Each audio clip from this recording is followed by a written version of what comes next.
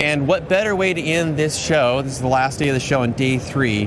But Bob Caniglia from Blackmagic Design. Hello. Hey, thanks for having us. Absolutely. Thank you for doing this. This is fantastic. I'm very excited about this, to go over and talk and have you kind of walk through the booth and talk about some of the solutions. You guys have some recent updates during NAB, as well as here at the show, discussing around the cameras and a variety of different technologies that you guys have introduced here over the past several months. Yeah, so we're over here in the camera section, and we have our new 17K camera, so 65 millimeter, so shooting IMAX. You know, obviously 17K seems like a lot of data, which it is, but the idea that you can shoot for LED walls and VFX and things like that. We had the Cinema Ursa Cinema 12K last year. It's here now. At NAB, we introduced the PYXIS 12K, which is based on our PYXIS model that we introduced the year before in 6K. Now we have a 12K model that's coming out soon. The PYXIS monitors, which are working on the PYXIS cameras there, they actually are touchscreen, so you're able to get into the menu structure with them. We even updated the software to be able to control the Micro Studio G2s with that PYXIS monitor, which is awesome. Wow. And we actually showed a beta of our Cinema 6K camera, which is a full frame camera just like the rest of them here, but with autofocus. So now we have an autofocus feature in there that we're in beta now, and it'll move its way up the camera line as we get out of beta. But just another example of us, sort of trying to upgrade existing cameras for everybody. DaVinci Resolve 20 is out now, and that has all kinds of new AI tools in the audio and editing and things like that. Sure. So always continuing to sort of raise up the bar of our cameras, but also the ecosystem with Blackmagic Raw. And then one of our newest things is our immersive camera that we just started to launch, and it shoots dual 8K. So for this immersive experience with the fixed lenses on the front, 210 degrees in each eye, 8K in each eye, and we're showing it here on the stand with the Apple Vision Pro, so people can see content as we're shooting it, which has been really cool to be able to show that to everybody. That's been, which is kind of you guys have kind of brought this out. I know several of my peers in the industry were very, very, very excited when you guys made that announcement. So we're all very with a lot of energy and excitement in terms of everything that where you guys are kind of going with that technology. And again, creating another level experience from a digital perspective for immersive experience for people watching online.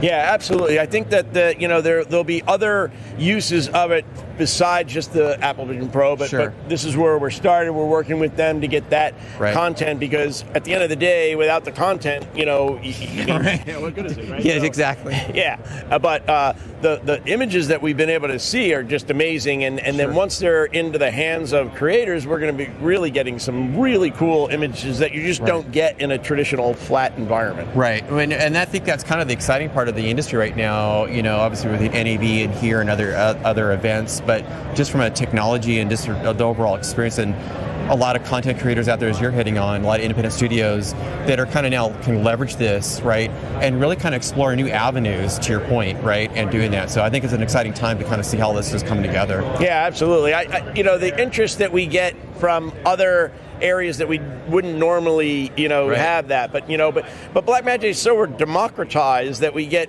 every type of user, right? So from the highest end DP down to just kids in college or high school, because they can buy the cameras, they can learn Resolve, they can get going. So it's very cool to see that because sometimes, like on the end of trade shows, you get the kids come on the booth. It's like they're customers; they already own some of these things, which is kind of like you kind of go like, really? It's like, then he's like, yeah, no, really, it actually is, right? It is funny to me because I've been in this industry so long that there were days, the kids are here, great, they're going to play around. We'll see them in 20 years when they get a job. Yeah. But now it's like, oh no, that guy owns the camera. He owns an ATEM. He uses that at the church. All those things, and that's just a weird change in the business. So you have to react differently. And oftentimes they'll come in and go, look, did you know what to do this? And it's like, wow, okay. No, that's like So in terms of the camera and the cinema line of products, and then we kind of covered on the new immersive, more experience from that perspective.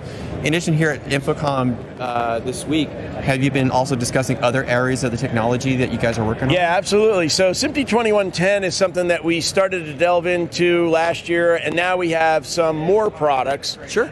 We basically trying to bring SMPTE 2110 products to traditional AV people, right? So, when I think of it, I got a couple of the boxes, and I tried to figure it out myself, and I thought, if I can figure this out myself as just a video guy, then that's exactly what we're trying to do. I don't want to be an IT genius. I just want to be able to plug these into there. I want to put SDI into one part. I get 10 gig Ethernet out of there. I plug it into another one, and then I get video out the other end, and I'm like, that's the way it's supposed to work. And you select it, and so we made a router. It's got 16 10 gig ports, 2 100 gig ports on it, so you can, but it looks like one of our video routers. All the connections are in the back, and there's a monitor and buttons in the front to route the sources, which is not a traditional Ethernet router, but it's the one that we decided that we needed to show this business, because if you're only trying to do a little bit of this now, this is a great way to get it. Because, like, for instance, in a house of worship,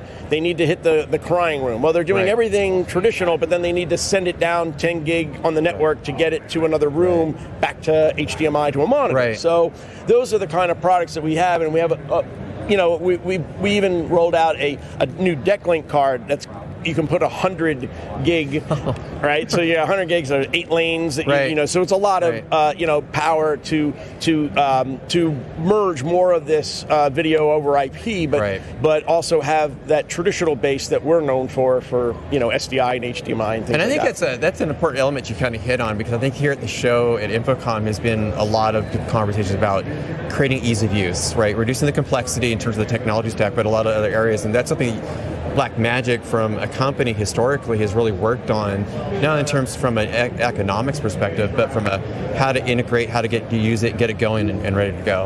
And that's true. And I mean, one of the great examples of that is our camera app. So there's an app for your cell phone on iOS or Android. You download that. It turns your cell phone into a Blackmagic camera.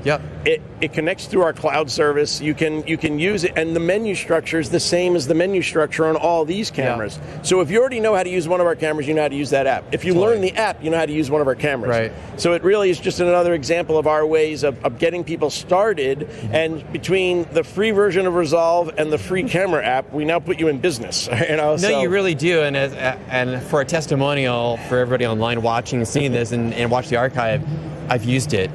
Both for capturing, and I think the interesting part about it is the integration with where you're hitting on from uploading the content into the Blackmagic cloud in terms of storage, but also we're seeing too in terms of other productions where you see editors, people to get access to that content quickly, right? Whether it's during live or afterwards from the post-production, have that real-time, some way of getting them the content where they can quickly get to work and doing that. But I think it's been a terrific avenue that Blackmagic has gone down to, again, offer another way of, just to your point, ease of use and more openness in terms of helping how to get the information from one point to another.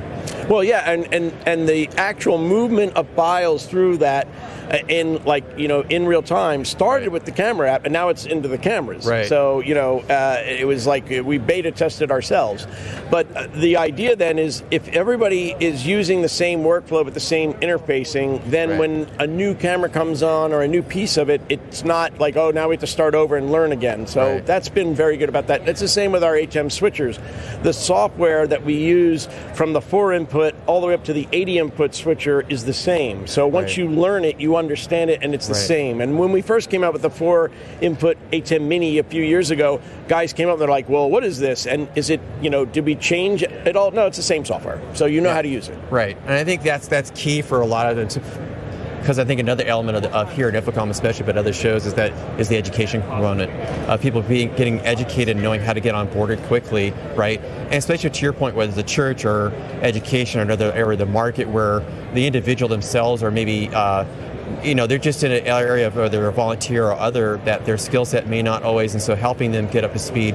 You guys have done a great job, and making it, to your point, with the cameras or the ATEM switchers or anything along those lines, has been fantastic to kind of help people just bring that kind of like anxiety down sometimes, if you will, right? Like how do I work this? Well, that's the thing. You want to empower the creativity and not have all these hurdles. And I think our community of Blackmagic users has been very good about sharing things. I mean, when I started in this business, nobody shared anything with you, but now you can learn anything you want. You know, you Google it and you'll find it. So that part is very cool, and so you see people grow through that. So here at the show, is there been anything that you guys have been highlighting, or themes or takeaway notes that you have? I think part of the shows that we've done this week is what have kind of been the highlights for everybody here, right? Or is there things that stood out for you here at InfoComm as opposed to, just the conversations and the customers that come through here that you guys work with? We get a lot of guys that do live productions in various ways. One of the newest things that we launched was the ability to record 4K images at a time, 4 streams at a time with our HyperDeck 8K. So you bring in 4 and you can record for them. You can record them to our cloud storage. So that was new to a lot of people, and they came in. They're like, "Oh, wait a minute, that's something new. Now I could do 16 in 3 rec units. I mean 8 channels in 3 rec units." Like, oh, that makes a lot of sense. So that was kind of cool to see. When you get to show somebody something they haven't seen before, they're like, "Oh, we know all this," and I'm like, "Oh, did you know this?" They're like, "Oh, I didn't know that." So it's the aha moment. Like, well, I didn't know you guys were doing that. like, okay, maybe we should go back and take a look at this again, right? That's exactly right. So that's been fun. Yeah. That's awesome. Always. Thank you. Yeah, my pleasure. This has been fantastic.